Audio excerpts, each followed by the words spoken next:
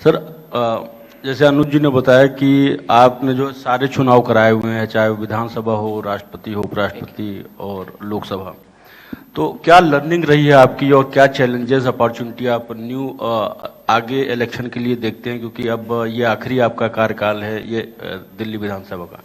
और दूसरा सर, आप खाली बैठने वाले तो हैं नहीं, तो आपका कोई retirement plan?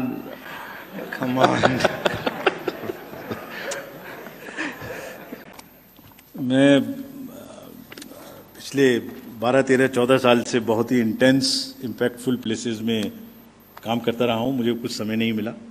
I will detoxify myself for 4-5 months, go to deep Himalayas और be away from the glare of all of you and the public. बहुत इतना संभालने के बाद I need to have some एकांत, सम स्वाध्याय or some meditation, which I'll do, and thereafter 4-5 months I'll devote myself fully to the charity. कुछ मैं एक म्यूनिसिपल स्कूल से पढ़ा हूँ। मैंने 6th क्लास से ABCD पढ़ना शुरू किया है। वो अपना हाथ में एक टप्पर लेके पढ़ने जाते थे।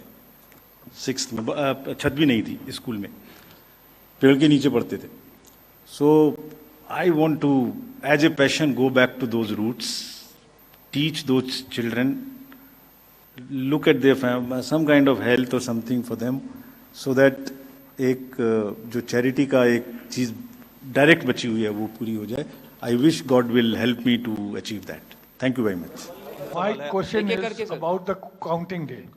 On the day of counting, the standing practice is to start with the postal ballots. But in some cases, it has been noticed that at the local level, the polling officer takes it at the fag end. Not in all cases, but in some cases. So that violates the spirit of fairness.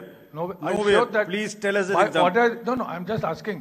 By order that you will stand by that practice? Yes. And there is no violation. Okay. And second question. Any place where it has not been started, tell us. Okay. Second question is. So one by one. Sir, we'll have one. Second question is that on the 1st of February, the union government will be presenting its budget, whereas just 4 days later, the Delhi polling is scheduled. So don't you think the ruling party at the center will be at an advantageous position against the other stakeholders?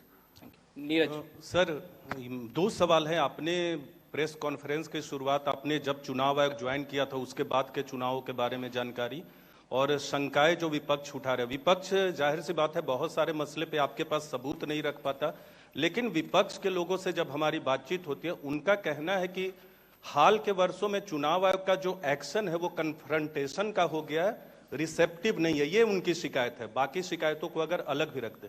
दूसरा मेरा सवाल है, एक देश एक चुनाव को लेकर, एक देश एक चुनाव के लिए क्या आप तैयार हैं? और अगर आप तैयार हैं कि नहीं, तो उस पर किस तरह से लॉजिस्टिक सपोर्ट है आपके पास? और क्या आपके पास एक देश एक चुनाव का जो 5 साल में एक बार चुनाव की बात की गई है, क्योंकि पहले चुनाव आयोग में चर्चा हुई कि 1 साल एक चुनाव पे भी बात हुई है कई बार इस मुद्दे पे जब चर्चा हुई है, तो क्या आप दूसरा विकल्प भी, क्योंकि संसद में अगर चुनाव आयोग से पूछा जाएगा तो इस बारे में कोई दूसरा विकल्प भी देंगे संसद के सामने जो कमेटी बनी है? Thank you.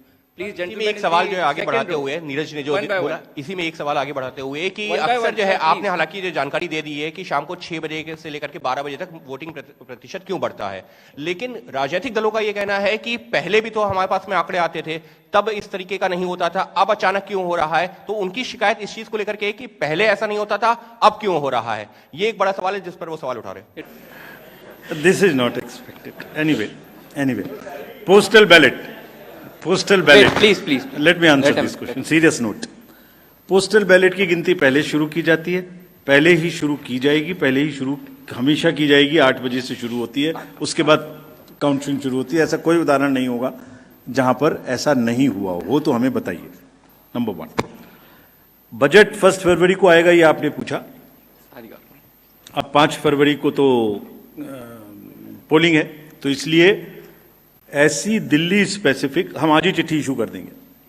कैबिनेट सेक्रेटरी साहब को आज ही स्टैंडिंग इंस्ट्रक्शन इशू करेंगे कि कोई भी दिल्ली स्पेसिफिक बजट में चीज का शामिल नहीं किया जा सकता which can disturb the level playing field. For pan India there is no problem and that's the practice always whenever the voter account or the elections happen during the budgets happen during the election process.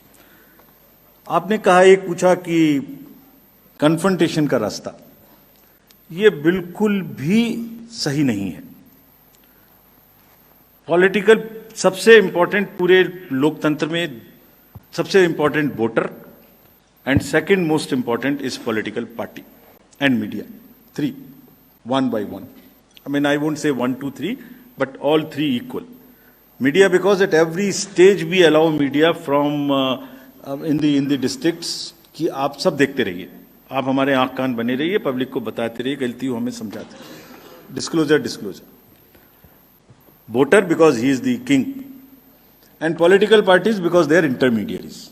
We have never interfered whenever there has been a campaigning or a political discourse, unless only in one situation, that is if the timing is such that the vital electoral process is on, that is either polling or counting. These 2 days or very close to these 2 days, we cannot allow any rumor mongering because that can disturb and create serious law and order problems in the entire country. Please imagine, बहुत सारी चीजें हैं जो मैं reveal भी नहीं कर सकता. अगर एक और आरोप था, काउंटिंग स्लो कर दी. क्या काउंटिंग स्लो हो सकती है? चार्ट लगा के दिखाना पड़ा कि 25 राउंड्स पर मिनट या पर सेकंड्स कॉन्टिन्यूसली अपग्रेड हो रहे हैं. इमेजिन अगर वेबसाइट आधे मिनट के लिए बंद हो जाए, हैक हो जाए, तो क्या नैरेटिव बनने वाला है कंट्री में? इतनी अफवाहें नहीं फैलाई जानी चाहिए जो किसी भी दिन कोई भी चीज कंट्रोल से बाहर हो जाए. हर पॉलिटिकल पार्टी कहीं ना कहीं पावर में है, उनको गवर्नेंस करनी है. उस गवर्नेंस को इतना डिफिकल्ट नहीं बनाया जाना चाहिए ड्यूरिंग द कैंपेनिंग, बिकॉज हर बार परिणाम देते देते प्रमाण हम देते रहेंगे लेकिन बोलेंगे नहीं. हमने कभी भी, unless it is on the vitals of the electoral process, कोई मुद्दा उठाओ उस दिन उसके आसपास, हमने कभी जवाब नहीं दिया.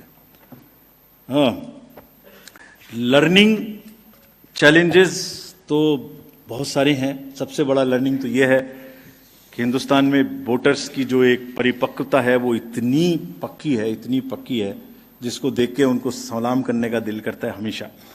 वो जब तक इतने परिपक्व हैं, जब तक पूरा लोकतंत्र चलता रहेगा.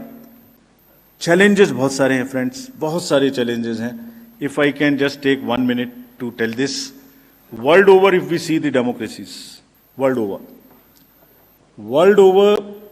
the words like democratic backsliding, democratic recessions are being used. Country after country, I can't name them, you can see what is happening. The campaign period is becoming so polarized in countries after countries, and the scars which are created during campaigning are kind of not getting eroded even during the non-campaign period. Therefore, it is extremely necessary that the campaign is regulated. Political parties also become equally responsible and sensitive and responsive to the need of not crossing the lines which is being crossed world over. External interference into the databases and the cyber security is a serious challenge before all the election management bodies, which I cannot reveal how much we face and how much we were not able to sleep for days because of those kind of threats at the live election was happening. Those who are in the technical world would understand it better, how much we have gone through this. Indian elections की हमेशा मिसाल दी जाती है. It's a gold standard. हम विश्व की लोकतांत्रिक व्यवस्थाओं में अपना डेमोक्रेटिक सरप्लस बार बार क्रिएट करते रहें, तो जहाँ जहाँ कमी आए उसको हम पूरा करते रहें, ये बेस्ट है. और काउंटिंग के कैंपेन के दौरान जो एग्रेशन, जो इम्पेशंस हम बीज डाल रहे हैं, वो यंगर जनरेशन को इलेक्शन से दूर लेके जा रही है. ये चैलेंजेस हैं जो आने वाले समय में पूर्ण करने पड़ेंगे. जहाँ तक मेरे बारे में आपने पूछा, मैं क्या करूँगा,